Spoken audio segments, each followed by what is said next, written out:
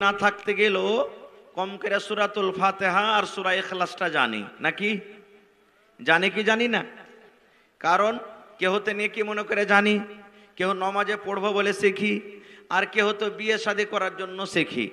কিচ্ছু না জানতে গেলেও যখন ছেলে বড় হয়ে যাবে, বিয়ের বয়স হয়ে যাবে, তখন দাদি বলবে, দাদা বলবে, বা এরকম আর কোনো আত্মীয় লোক বলবে, হারে হদমা তুই মাথাতে এত বড় হয়ে গেলি, কাল বাদ পরশু তোকে দেখতে আসবে রে লিস্টি লাগা। তোকে যখন জিজ্ঞাসা করবে তুমি কিছু পড়ালেখা করেছো, তখন কি বলবি? তুই হাত পা গুড়া করে ভেঙ্গে চুরে দুটা সূরা শিখবে। শিখে কি শিখে না? বেশিরভাগই দেখবেন 100টা ছেলেকে যদি দেখতে আসে, আর যদি ওকে বলে সূরাতুল ফাতিহাটা পড়ো, তো সূরাতুল ফাতিহা পড়বে, তার সাথে সাথে বলবে আর একটা জোড়া লাগাতে এইটা সূরাই পড়বেও। পড়ে না? পড়ে না? কত লোককে দেখবেন নিজের চোখে দেখা কানে শোনা কথা বলছি, যে কোনো ছেলেকে যখন জিজ্ঞাসা করবেন যে একটা সূরা গালা পড়ো, তো বুঝে না যে সূরা ইখলাসটা হলো একটা আলাদা সূরা, আর সূরাতুল ফাতিহাটা হলো একটা আলাদা সূরা। ওকে একটা সূরা পড়তে বলবে, কিন্তু একসাথে দুটো সূরা পড়ে শেষ করবে ও। মানে আলহামদও পড়বে আর সূরাতুল ইখলাসও পড়বে। মানে ও এটাই জানে যে বুঝেন দুটাকে একসাথে পড়তে হয়, আর দুটার নাম হলো সূরাতুল ফাতিহা, এটাই বুঝে। ভাই মুসলমান, এই সূরাতুল ফাতিহা আমাদের মুখস্থি আছে। আশা করি যদি আমি বলি যে ভাই একটু হাত তোলেন, তো আশা করছি যে সব একবার গড় গড় করে হাত তুলে দেবেন একবার একসাথে। সবারই মুখস্থি আছে, আছে না নাই? আছে মুখস্থি না নাই ভাই? কিন্তু এই সূরাটার ফজিলত কি? এই সূরাটা পড়ে কি লাভ আছে? এই সূরাটার ফজিলত কি? হয়তো আমরা সবাই জানি না। আজকে আপনাদের সামনে বেশি বয়ান করব না, কারণ যে আজকে আমাকে 2 পয়েন্টে কথা আপনাদের সামনে বলতে হবে আর কাজও করতে হবে। বাস 10-15 মিনিট আপনাদের সামনে কিছু বলবো। যে আমরা দুনিয়াতে এসেছি, আল্লাহ তাবারাক ওয়া তাআলা মানব করে আমাদেরকে সৃষ্টি করেছেন। এই দুনিয়াতে আল্লাহর জমিনে পৃথিবীতে কোন এমন আমরা আমল করব, কোন এমন কাজ করব যে কাজে আল্লাহ খুশি হয়ে রাজি হয়ে আমাদেরকে জান্নাত দান করবেন।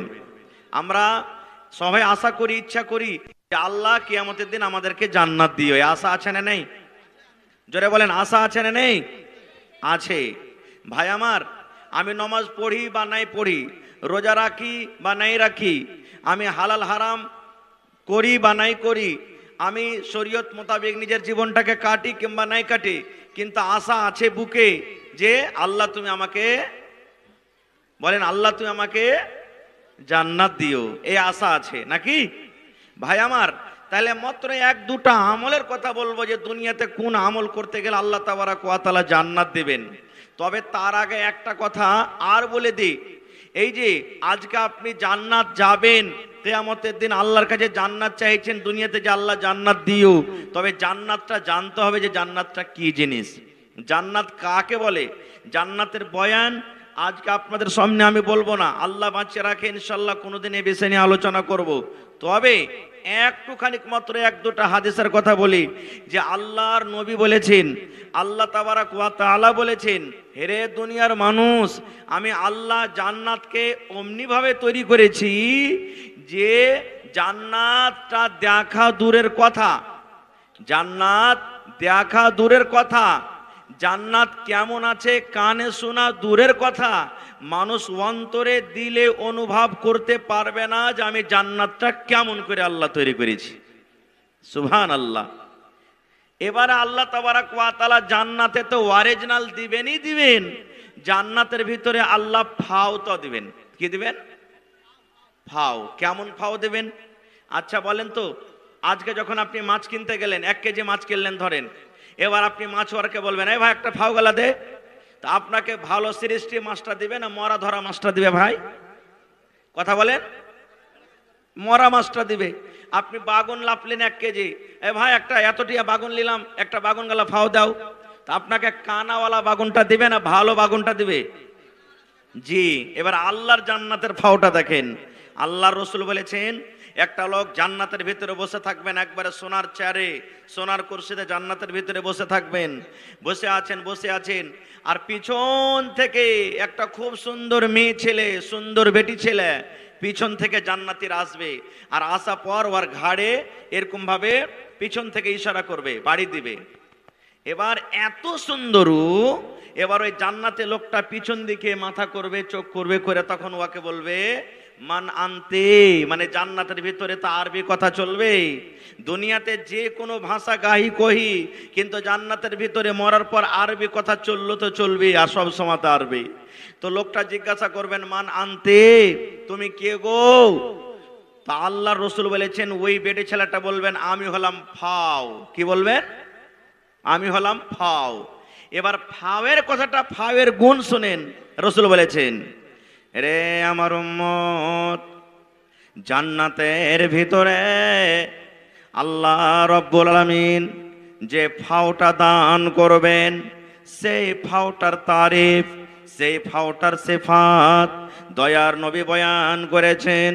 এরে আমার উম্মত শুনে নাও, এই যে রাত এখন আছে, রাতের পর সকালবেলাতে যখন সূর্য আসবে, রাতের অন্ধকারে শেষ হয়ে যাবে, আলো আসতে গেলে অন্ধকার দূর হয়ে যাবে। আল্লাহর নবী বলেছেন, উম্মত, ওই জান্নাতি মেয়ে ছেলে জান্নাতে ফাও যদি দুনিয়ার জমিনে, দুনিয়ার ভিতরে যদি একটু নজর করে দেয়, আল্লাহর নবী বলেছেন, উম্মত রে, এই যে তোমরা সূর্যর আলো দেখো, সূর্যর কিরণ দেখো, ওই জান্নাতে মেয়ে ছেলে যদি একটু দুনিয়াতে নজর করে দেয়, তাহলে দুনিয়ার সূর্য তার সামনে ফিকা হয়ে যাবে।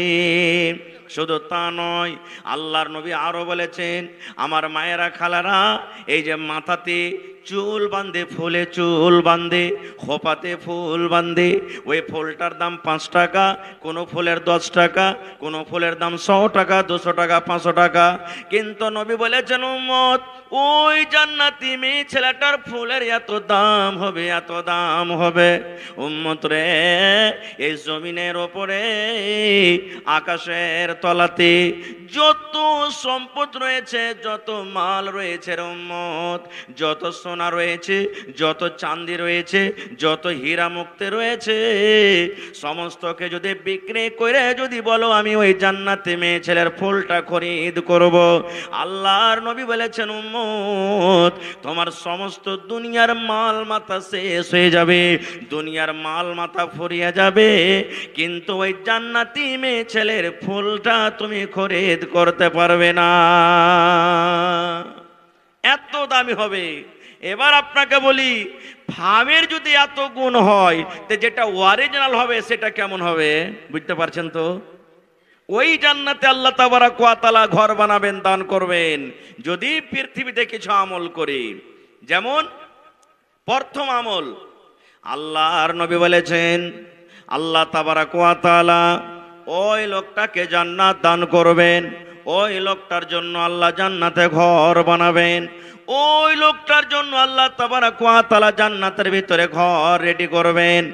যে লোকটা দুনিয়াতে আল্লাহর প্রতি ঈমান এনেছেন, আল্লাহর প্রতি ঈমান এনেছেন, আল্লাহকে এক বলে বিশ্বাস করেছেন, এবং সাথে সাথে আল্লাহর নবী বলেছেন, আমি নবী, আমি রসুল, আল্লাহর কাসিদ, আল্লাহর পয়গম্বর, যে শরীয়ত নিয়ে আমি নবী দুনিয়াতে এসেছি, যে শরীয়ত দিয়ে আল্লাহ আমাকে দুনিয়াতে পাঠালছেন, যে আল্লাহর হুকুম, আল্লাহর বিধান নিয়ে আমি দুনিয়াতে এসেছি, আমি নবী আমার প্রতি বিশ্বাস করেছে, আমার কথা মেনে জীবনটা কাটবে, আমার কথা মতো দুনিয়াতে চলবে।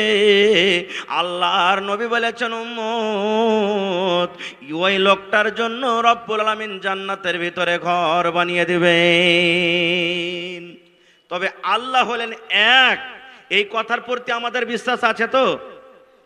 কথা বলে না, বিশ্বাস আছে না নাই ভাই? আচ্ছা, আপনাদেরকে একটা প্রশ্ন করি, চট করে 1 সেকেন্ডেও জবাব দেবেন। আল্লাহর বাবার নাম কেউ বলতে পারবেন এই মজলিসের মধ্যে? পারবেন কেউ বলতে? আরো জোরে বলেন, পারবেন? কেন? এই জন্য আল্লাহর বাবার নাম বলতে পারা যাবে না। আল্লাহর কোনো বাবা নাই, আল্লাহর মা নাই, আল্লাহর দাদা নাই, আল্লাহর নানা নাই, আল্লাহর ছেলে নাই, আল্লাহর মেয়ে নাই। আল্লাহ হলেন এক, আল্লাহ হলেন এক, আল্লাহ হলেন এক। যদি আল্লাহ রব্বুল আমিনের সাথে অন্য কাউকে আমরা শরীক করে দিই, যদি আমরা দুইটা আল্লাহকে মানি, দুইটা আল্লাহর যদি আমরা পূজা করি, যদি এক আল্লাহর প্রতি আমাদের ঈমান না থাকে, আল্লাহ এক হলেন যদি আল্লাহর প্রতি আমাদের ঈমান বিশ্বাস নাকে, দুনিয়াতে যতই আমরা নেক আমল করি না কেন আমাদের সমস্ত আমল নষ্ট হয়ে যাবে, বরবাদ হয়ে যাবে। সমস্ত আমল আল্লাহ রাব্বুল আলামিনের দরবারে আমাদের বাতিল হয়ে যাবেন। এই জন্য আল্লাহ হলেন কয়? এক। এবং রসুলের কথার প্রতি আমল করতে হবে, বিশ্বাস করতে হবে। কেমন বিশ্বাস করবেন? বাস একটা উদাহরণ দিব আপনাদের সামনে। আনাস বিন মালিক রাদিয়াল্লাহু তাআলা আনহু একজন সাহাবী, ছোট ছেলে, এই ধরেন 12-14 বছরকার ছেলে। আনাস বিন মালিক বলছেন, আমি আমার কাঠ বাপের বাড়িতে শরাব পান করাছিলাম, মদ পান করাছিলাম লোকেরাকে। এই যে শরাব, এখন মুসলমানেরা শরাব পান করে, তখন শরাব হারাম হয়নি, শরাবের হুরমত আল্লাহ তাবারক ওয়া তাআলা দেননি। মানুষেরা মদ পান করত, শরাব পান করত। আজকে যেমন আমার আপনার বাড়িতে কুটুম আসতে গেলে নাস্তা দিই, চা দিই, এই মতো ওই জামানাতে শরাবের নাস্তা ধরেন হতো। শরাবটা স্পেশাল খাদ্য ছিল, শরাবটা স্পেশাল শরাব ছিল। আনাস বিন মালিক রাদিয়াল্লাহু তাআলা আনহু বলছেন, আমার কাঠ বাপ হলেন আবু তালহা রাদিয়াল্লাহু তাআলা আনহু। কাঠ বাপের বাড়িতে আমি সব লোকেরা যত পার্টি চলছে একটা, ওই পার্টিকে আমি সবকে গিলাসে ঢেলে ঢেলে মদ দিছি। ইতিমধ্যে আল্লাহ তাবারক ওয়া তাআলা শরাবকে হারাম করে দিলেন। লম্বা ঘটনা আছে, আমি ওদিকে যাব না। শরাব 3 বেলা হারাম হয়েছে, ওদিকে আমি যাব না। শরাব আল্লাহ হারাম করে দিলেন। এবারে একজন সাহাবী গ্রামে ঢুকে গেলেন, আর ঘুরে ঢুকে যাওয়ার পরে এলান করছেন কি? ইন্নাল খামরা কাদ হুররিমাত, ইন্নাল খামরা কাদ হুররিমাত, ইন্নাল খামরা কাদ হুররিমাত। এই বয়ান, এই শব্দ বলছেন আর গ্রাম দিয়ে হেঁটে যাচ্ছেন। এর মানে হলো, ও মদিনার লোকেরা, ইন্নাল খামরা কাদ হুররিমাত, আজ থেকে শরাব হারাম হয়ে গেল, আজ থেকে মদ হারাম হয়ে গেল, আজ থেকে তোমরা আর শরাব পান করতে পাবে না, আজ থেকে মদ পান করতে পাবে না। আল্লাহ রাব্বুল আলামিন শরাবকে হারাম করে দিলেন, খবরদার তোমরা মদ পান করিও না, শরাব পান করিও না। আনাস বিন মালিক রাদিয়াল্লাহু তাআলা আনহু বলেন, এই কথাটা শোনার পর আমি রাস্তার দিকে আমি নজর করলাম, কে এরকম ভাবে প্রচার করেন, এলান করেন। ও দুনিয়ার মানুষেরা, তোমরা শুনে নাও রে, আল্লাহ রাব্বুল আমিন আজ থেকে মদকে হারাম করে দিলেন, শরাবকে হারাম করে দিলেন। কে বলেন? এবার আমি দেখলাম ওটা ছিলেন আল্লাহর নবীর একজন সাহাবী, আল্লাহর নবীর একজন বন্ধু, আল্লাহর নবীর একজন সাহাবী। এবার আনাস রাদিয়াল্লাহু তাআলা আনহু বললেন, আমি দৌড়াতে দৌড়াতে দৌড়াতে দৌড়াতে আমার কাঠ বাপ আমি আবু তালহাকে বললাম, ও আল্লাহর বান্দা, আপনার বাড়িতে মদের পার্টি চলছে, আপনার বাড়িতে শরাবের পার্টি চলছে, আপনার বাড়িতে মদের পার্টি চলছে। আল্লাহ রাব্বুল আমিনের তরফ থেকে মদকে হারাম করে দেওয়া হলো। আল্লাহ রাব্বুল আমিন আজ থেকে মদকে হারাম করে দিলেন। নবীজির তরফ থেকে এলান করনেওয়ালা এলান করছেন, ইন্নাল খামরা কাদ হুররিমাত, আজ থেকে তোমরা মদ পান করিও না, মদকে আল্লাহ হারাম করে দিলেন। যেমন কথাটা বললাম, ওরে সুবহানাল্লাহ। সাহাবায়ে কেরামের ঈমান দেখেন, সাহাবায়ে কেরামের ঈমান দেখেন। এমনি আল্লাহ রাব্বুল আলামিন ওই সাহাবীদের জন্য কোরআনে কথা বলেননি বন্ধুরে, রাদিয়াল্লাহু আনহুম ওয়া রাযু আনহু। আল্লাহর হুকুম, আল্লাহর বিধান পেয়ে সাহাবায়ে কেরাম রাজি হয়েছিলেন, এবং আল্লাহ তাবারক ওয়া তাআলা তাদের আমল দেখে আল্লাহ রাজি হয়েছিলেন। যেমন কথাটা শুনলেন, মদ হারাম হয়ে গেল, যার হাতে ছিল গিলাস, গিলাসটাকে পাক মেরে দিলেন, যে মুখে নিয়েছিল কুলি করে দিলেন। ওরে সুবহানাল্লাহ, শুধু তা নয় রে মুসলমান, যার পেটের ভিতরে চলে গেছিল শরাব, যে শরাব পান করেছিল, এই টুঁটিতে অঙ্গুলি দিয়ে, এই টুঁটিতে মুখে লোক দিয়ে দিয়ে এই উল্টি করে করে মদকে পেট থেকে বের করে দিলেন।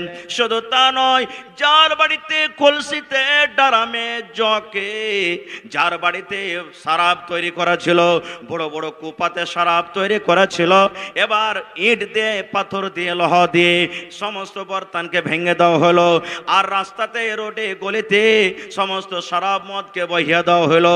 আনাস বিন মালিক বলছেন, ওরে সুবহানাল্লাহ, যেমন বন্যার সময়তে বন্যা আসে, বানের সময়তে যেমন পানি আসে, এই মতো আমি সেদিন দেখলাম কি মদিনার গলিতে গলিতে মনে হয় শরাবের বন্যা চলে এসেছে। এই মতো শরীয়ত শোনা পর, শরীয়ত বিরোধী কাজ করছে, শরীয়ত শোনা পর আল্লাহ রসুলের কথাতে যে লাব্বাইক বলবেন, এর নাম হলো ঈমান, এর নাম হলো বিশ্বাস। এই মতো লোকেদের জন্য আল্লাহ তাবারাক ওয়া তাআলা জান্নাতে ঘর বানাবেন। আর একটু আগে চলেন, আর কি করবেন? আল্লাহর নবী বলেছেন, ও আমার উম্মতরা, তোমরা শুনে নাও, যদি কোনো আমার উম্মত, যদি কোনো মা, যদি কোনো খালা, যদি কোনো নানি, যদি কোনো দাদি 24 ঘন্টার ভিতরে এই যে সূরা ইখলাস তেলাওয়াত করেন, এই যে আপনার খুতবার পর আমি পড়লাম সূরা ইখলাস তেলাওয়াত করেন, কতবার পড়তে হবে? একবার পড়লেন, দুইবার পড়লেন, তিনবার পড়লেন, 5 বার পড়লেন, 10 বার পড়লেন, কোন টাইমে পড়িতে হবে? টাইম কোনো বান্ধা নাই।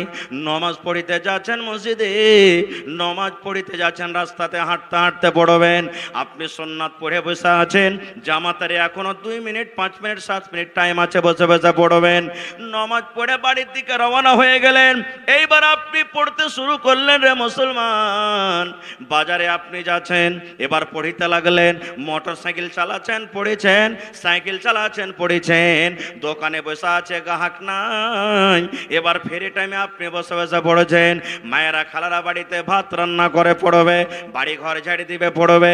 মায়েরা খালারা হয়তো বাচ্চাকে দুধ পান করাইছে, ওই সময়তে পড়বে। যে কোনো পাক টাইমে, পাক সময়তে আল্লাহর নবী বলেছেন, পাকে হালাতে যদি কোনো আবার উম্মত সূরাতুল ইখলাসকে 10 বার জড়িয়ে খালিস নিয়াতে নেকি মনে করে পড়িতে পারে, আল্লাহ রসুল বলেছেন, উম্মত ওই পড়নেওয়ালা এবং পড়নেওয়ালের জন্য আল্লাহ রাব্বুল আমিন জান্নাতের ভিতরে এখন ঘর বানিয়ে দিবেন। নারে তাকবীর। তাহলে একটা আমল শিখলেন যে সূরা ইখলাস যদি 10 বার খালিস নিয়াতে পড়েন, আল্লাহ তাবারাক ওয়া তাআলা তার বিনিময়ে জান্নাতে এখানটা ঘর বানিয়ে দেবেন। আর একটু আগে চলেন, আজকে আমরা মসজিদে ঢুকবো, মসজিদে ঢুকার দোয়া আছে না নেই? জোরে বলেন, আছে না নেই? খেতে বসবো, দোয়া আছে না নেই? আছে। উজু করে বসবো, উজু করতে উঠবো, দোয়া আছে না নেই? বিছানে ঘুমাবো, বিছান থেকে ঘুম থেকে উঠবো, দোয়া আছে না নেই? পেশাব পায়খানাতে যাবো, দোয়া আছে না নেই? এই করতে করতে বিবির কাছে যাবেন, বিবির সাথে মিলন করার আগে আগে দোয়া আছে না নেই? প্রত্যেক জায়গাতে দোয়া আছে। আল্লাহর রাসূল বলেছেন, ও আমার উম্মত, এই জমিনের উপরে সব থেকে আল্লাহ তাবারাক ওয়া তাআলার কাছে প্রিয় জায়গা, ভালো জায়গা হলো মসজিদ। আর জমিনের উপরে, আকাশের তলাতে সব থেকে নোংরা জায়গা হলো বাজার। নবী বলেছেন, জমিনের উপরে, আকাশের তলাতে আল্লাহর নবী বলেছেন, উম্মত সব থেকে হলো নোংরা জায়গা, সব থেকে হলো খারাপ জায়গা আল্লাহর নিকটে হলো বাজার।